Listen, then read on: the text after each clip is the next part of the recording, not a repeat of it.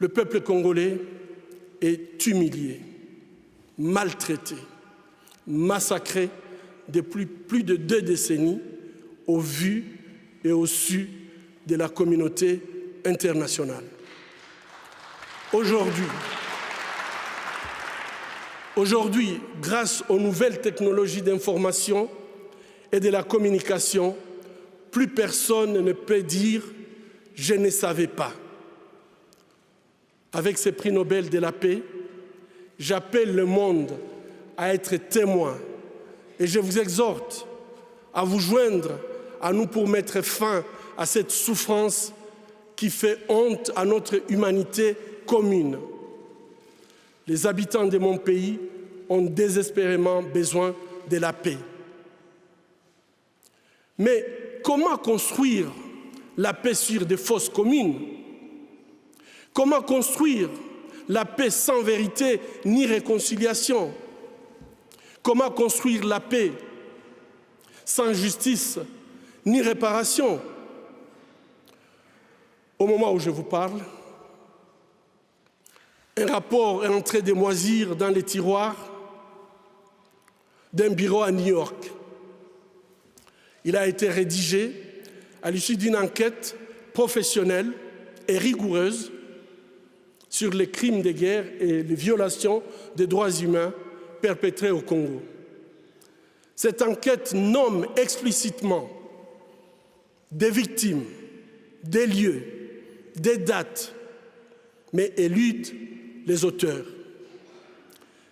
Ces rapports du projet Mapping, établi par le Haut Commissariat des Nations Unies aux droits humains, décrit pas moins de 617 crimes de guerre et crimes contre l'humanité, et peut-être même des crimes de génocide.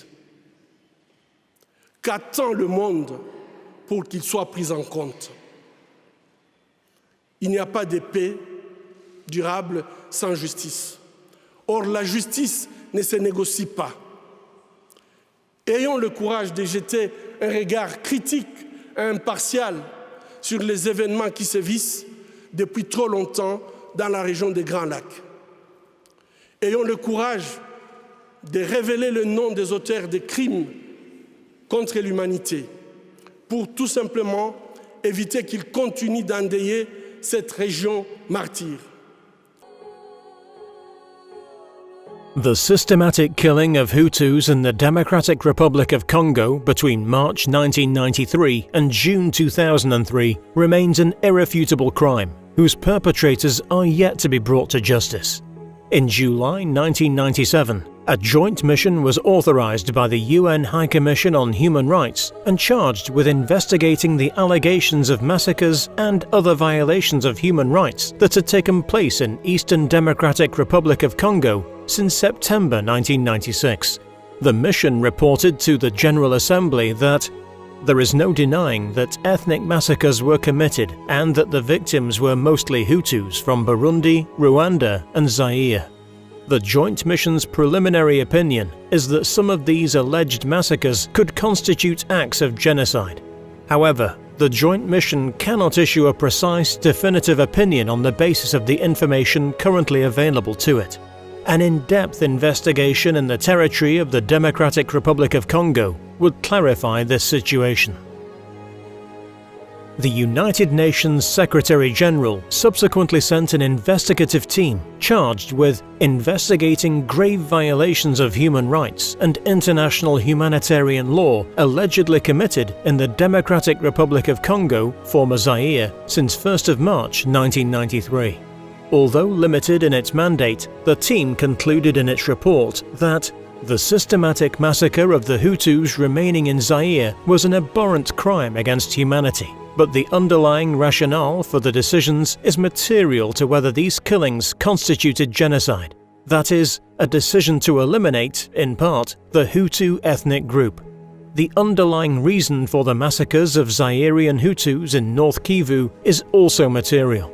This aspect is the most momentous one included in the mandate given to the team, and one which requires further investigation. In late 2005, the United Nations Organization mission in the Democratic Republic of the Congo, MONUC, discovered 3 mass graves in North Kivu. This was a reminder that gross human rights violations committed in the Democratic Republic of the Congo had not been investigated, and that those responsible had not been held accountable. The UN Secretariat held a number of consultations with the Department of Peacekeeping Operations, the United Nations Organization mission in the Democratic Republic of Congo, the Office of the High Commissioner for Human Rights, the Department of Political Affairs, the Office of Legal Affairs, and the Office of the Secretary General's Special Advisor on the Prevention of Genocide. From this, an agreement was reached to provide the Congolese authorities with the tools needed to break the cycle of impunity. In 2010, a mapping exercise was conducted and published. It's considered the most serious violations of human rights and international humanitarian law committed within the Democratic Republic of Congo between March 1993 and June 2003. The mapping exercise identified and described over 782 major incidents. Among these incidents were the systematic killings and massacres perpetrated against members of the Hutu ethnic group during the First Congo War that took place from July 1996 to July 1998. This war involved the Zairian Armed Forces and the Alliance of Democratic Forces for the Liberation of Congo, or AFDL. The AFDL was a coalition of Rwandan, Ugandan, Burundian, and selected Congolese dissidents that toppled Mobutu Sese Seko and brought Laurent Désiré Kabila to power. In October 1996, in the Uvira territory of South Kivu, 11 refugee camps located along the Rusizi River, hosting nearly 220,000 Hutu refugees, were attacked by the Rwandan Patriotic Army, or RPA. Using heavy weapons, the RPA killed nearly 2,400 refugees. After the camps were dismantled and Uvira captured, some refugees fled towards Fizi territory, then travelled on to Tanzania or Zambia. Others tried to escape towards the north, through Kabare and Walungu territories. In Kabare and Walungu territories, there were more than 26 refugee camps, commonly known as the Bukavu camps. These held nearly 308,000 Hutu refugees. These were also attacked and dismantled in October 1996, leading to the death of over 1,865 Hutu refugees. Hutu refugees who survived the attacks on the camps from Uvira and Bukavu fled westward towards Maniema province. However, they were pursued by the AFDL and RPA soldiers. Hutu refugees were subjected to systematic attacks in each location where they were identified by the AFDL and the RPA. The massacres often began with a trick. Refugees would be invited to meetings on the pretext of discussing their repatriation to Rwanda. Those who attended the meetings were killed. The UN mapping report cites the cases in Uvira territory, where 550 Hutus were killed. Bukavu territory, where 800 were killed. And in Shabunda territory, where 180 Hutu were killed. It is estimated that more than 9,300 Hutu refugees were killed in South Kivu alone from October 1996 to March 1997. The AFDL and the RPA also attacked Hutus who had found refuge in North Kivu. There were more than 700,000 Rwandan refugees living in 5 camps located around the city of Goma. In October 1996, Kiumba and Katale camps, which hosted nearly 400,000 refugees between them, were bombarded with heavy weapons by the RPA, killing an unknown number of Hutu civilians. Some survivors headed in the direction of Masisi, while others tried to reach the Mugunga camp. Those who survived and remained in the camps were killed by the AFDL and the RPA soldiers when they finally entered the camps. Having taken control in Goma in November 1996, the AFDL and the RPA fired indiscriminately with heavy weapons in Mugunga camp, which held over 156,000 refugees, and the surrounding area, killing an unknown number of Hutu civilians. More than 5,800 Hutu refugees were killed as a result of the shelling of the refugee camps located around the city of Goma by the AFDL and the RPA. The UN Secretary-General's investigative team, which was deployed to the DRC in July 1997, made the following remarks. When the refugee camps were attacked in October and November 1996, it is clear that one of the objectives was to force the refugee population in the camps to return to Rwandan territory. To some extent, the return was voluntary.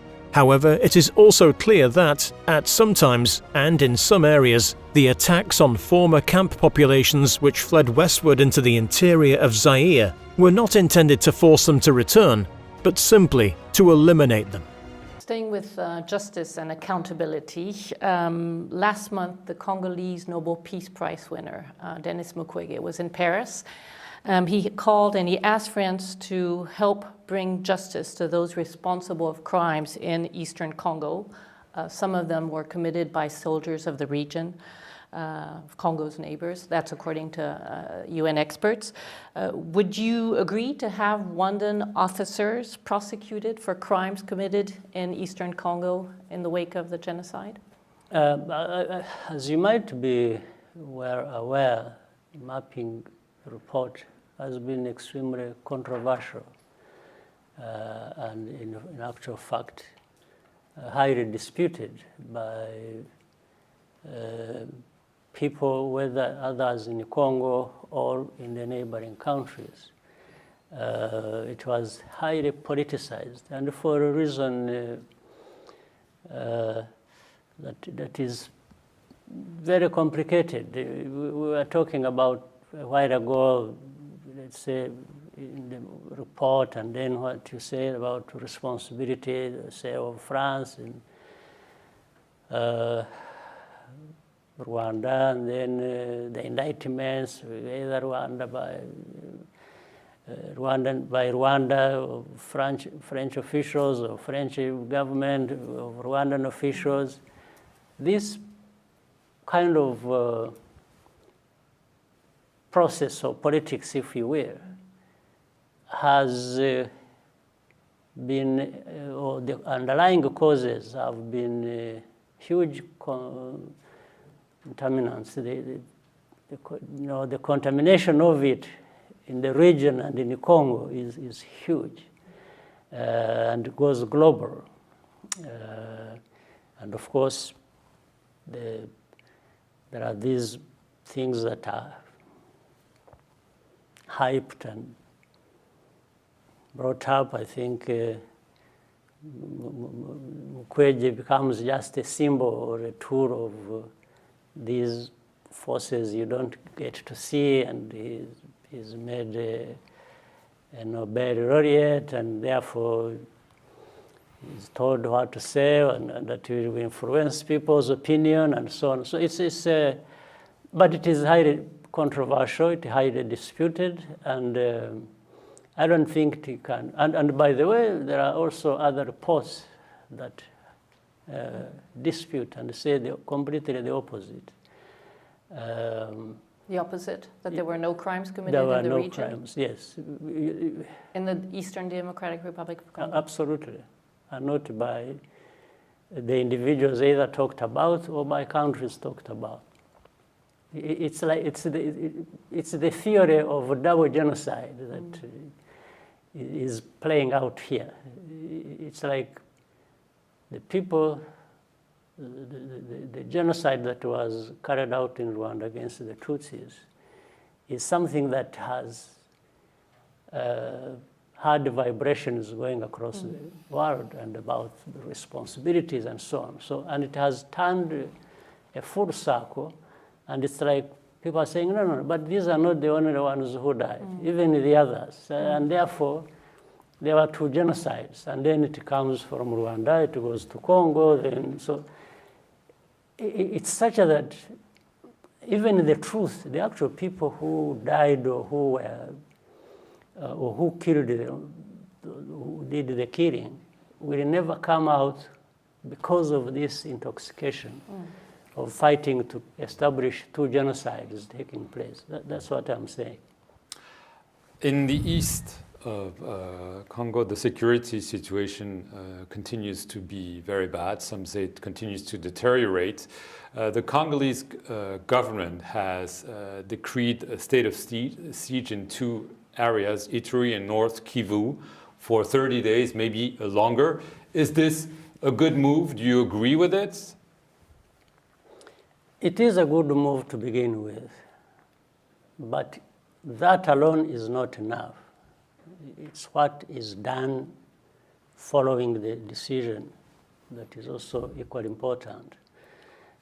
Because the Congolese military's record is not great, so I mean, put them in charge is maybe not such a good idea. Yeah, but you see, again, these are some of the things that distort the picture. Here we talk about the Congolese military not being fully in charge or not being the best.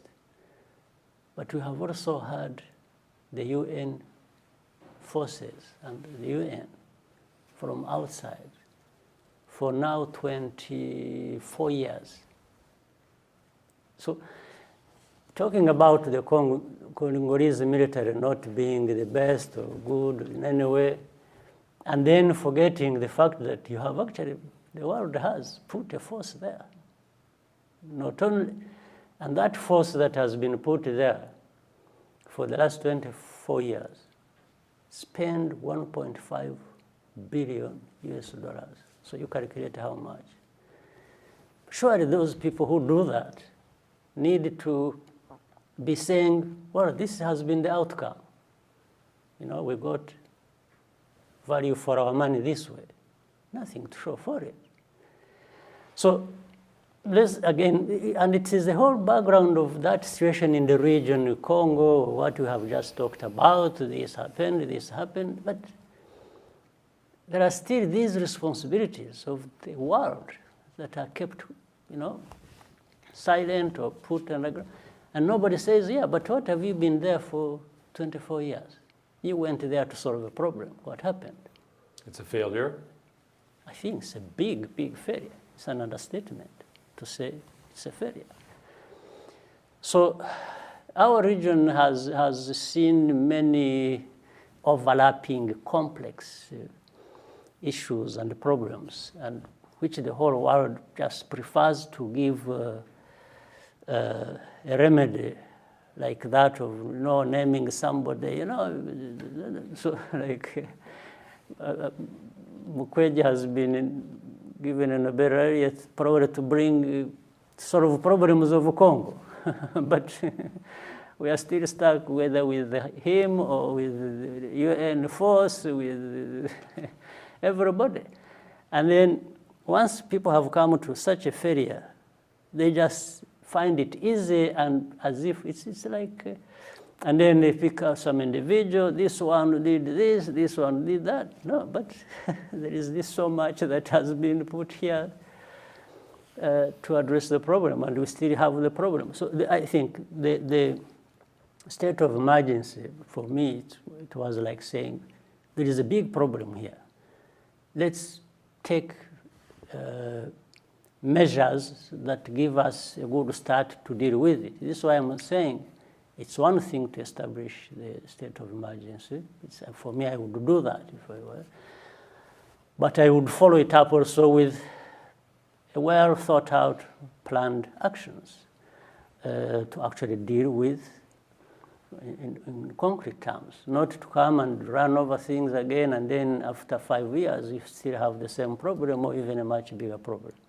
That's what has been happening in the whole region, not just Congo. Or Congo, of course, having a bigger share of the problem.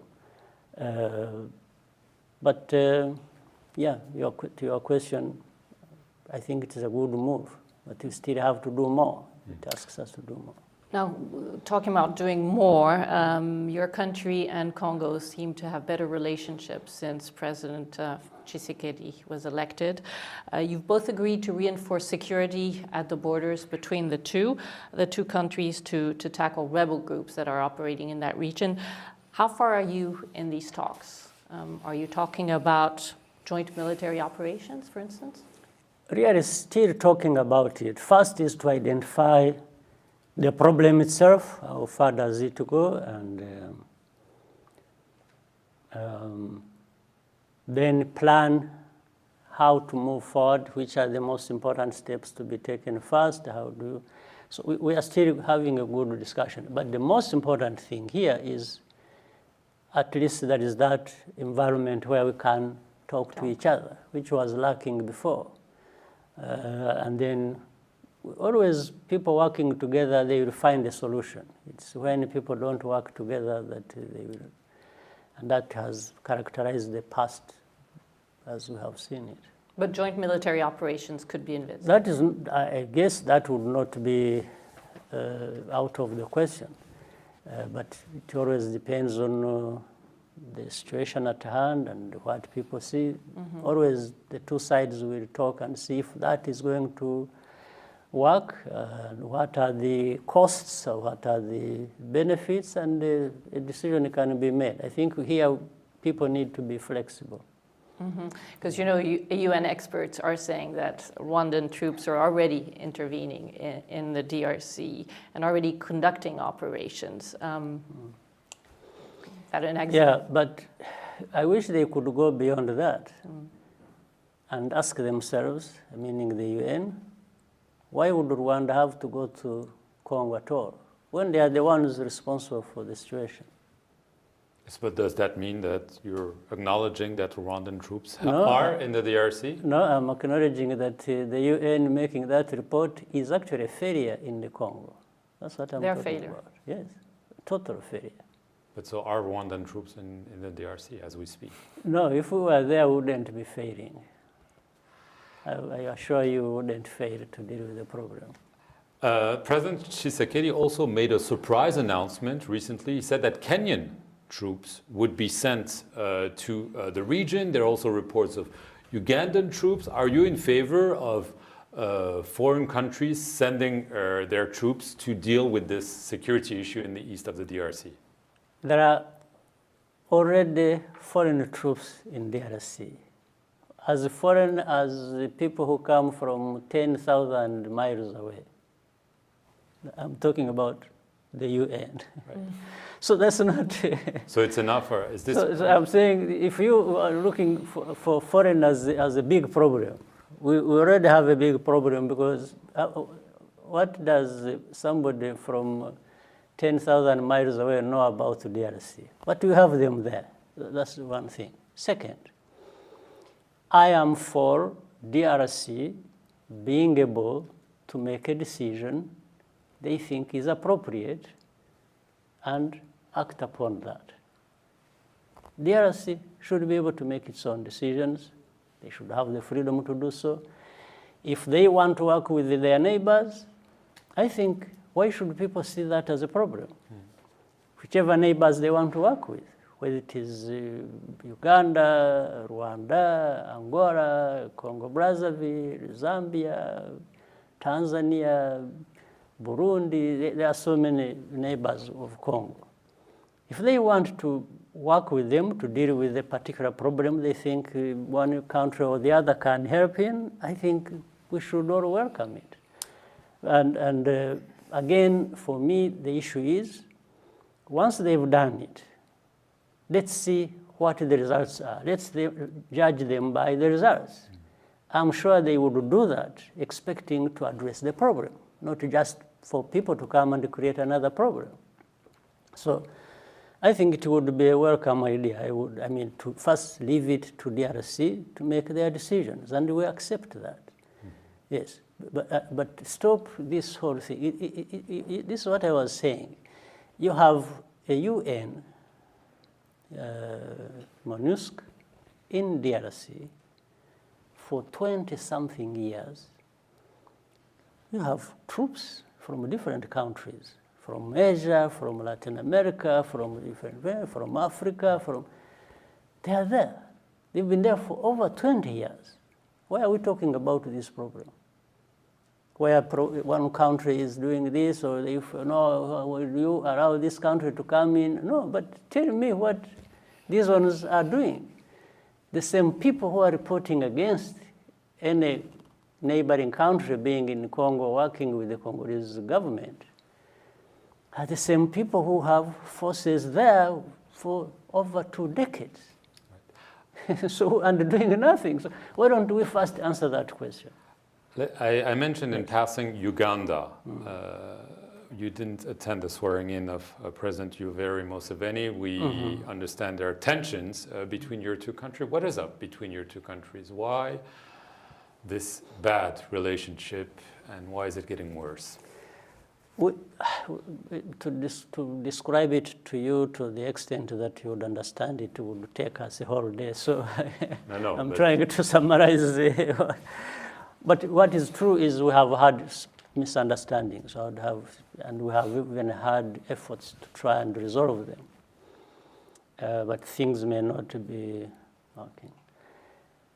But you know, Rwanda has had many problems. We have had our own, which we try to deal with. We keep struggling to improve our country, to make it better, to take it to greater heights. But at the same time, we suffer from being a small country. And those who think are slightly bigger than us think that we should be getting marching orders from them. And we are also good at telling people that they should leave us alone, and we want to grapple with our own problems and manage our problems. We can work very well with the people, but we don't want people to give us orders or to shape us the way they want, whether it is Uganda or even bigger countries. Those who think they can tell us, you do this, this is what is good for you, do that, or you must listen to me because of this. And we are very polite people as well. We tell them politely that no, that's not going to happen. And then sometimes people want to force it to happen. And that's where problems come up. So, but we are always looking forward to resolving whatever problems we have with anybody, including Uganda. Or like you have seen how we are making good progress with France. Why not with Uganda or any other country that we may have some problems with? So that's the way it is. Mais le président rwandais a des propos qui choquent l'opinion de la République démocratique du Congo. Qu'avez-vous à dire au fait qu'il annonce qu'il n'y a pas eu de massacre à l'Est et que, par exemple, le prix Nobel de la paix n'est qu'un instrument aux mains de ceux qui l'ont couronné? Non, je disais d'ailleurs tout à l'heure à un de vos confrères que je n'ai pas de polémique à faire avec le président Kagame. Je n'ai pas à utiliser les médias pour répondre au président Kagame. J'ai d'autres voies et je les utiliserai pour lui parler. J'insiste ici sur le fait que le rapport mapping n'est pas un rapport congolais. Il est fait par des experts onusiens. C'est le rapport mapping. Nous, ce que nous avons à faire, c'est de ramener l'ordre, la sécurité et la paix à l'est du pays, de mettre fin à ce cycle de la mort de nos compatriotes et après aussi d'ouvrir une page de justice qui ira dans tous les sens, transitionnel ou pénal, peu importe. Le but, c'est de rendre hommage à toutes ces victimes injustement abattues. Et donc, moi, je m'inscris plutôt dans la logique de la paix dans mon pays, la paix avec mes voisins, et je ne fais pas attention à ce genre de déclarations qui peut-être peuvent mettre le feu à la région, ça ne sert à rien. Donc je n'ai vraiment pas l'intention de répliquer à cela.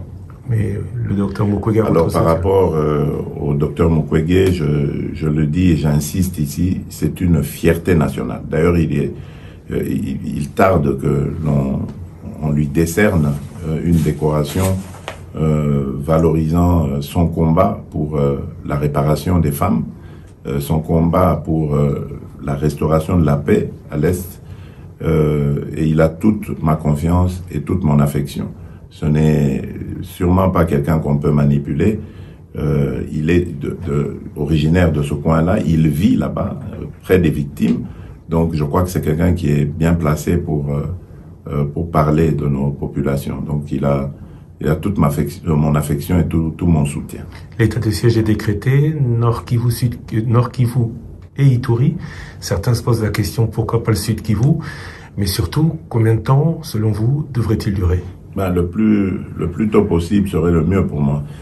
Pourquoi pas le Sud Kivu? Mais tout simplement parce que la nature du conflit au Sud Kivu est différente de celle de l'Ituri et du Nord Kivu.